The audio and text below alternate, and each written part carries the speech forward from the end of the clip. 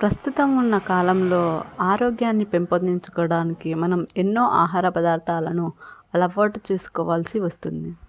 మనం రోజువారీ పండ్లను, ఆకుకూరలను తినాల్సి వస్తుంది. తప్పకుండా తినాలి కూడా. అలాగే మనం ఈ డ్రై ఫ్రూట్స్‌ని కూడా మన రోజువారీ ఆహారంలో భాగంగా చేసుకుంటే మరింత ఆరోగ్యాన్ని పెంపొందించుకోవచ్చు. ఇవి చూశారు కదా గుమ్మడి విత్తనాలు. మీకు తెలిసే ఉంటుంది, ఇవి బాదం, ద్రాక్ష, ఎండు ద్రాక్ష, అలాగే జీడిపప్పు.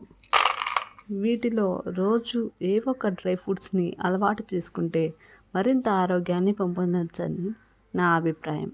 ఈ వీడియో నచ్చితే లైక్ చేయండి. మరిన్ని ఇంపార్టెంట్ వీడియోస్ కోసం మన ఛానల్ని తప్పకుండా సబ్స్క్రైబ్ చేసుకోండి. Thanks for watching.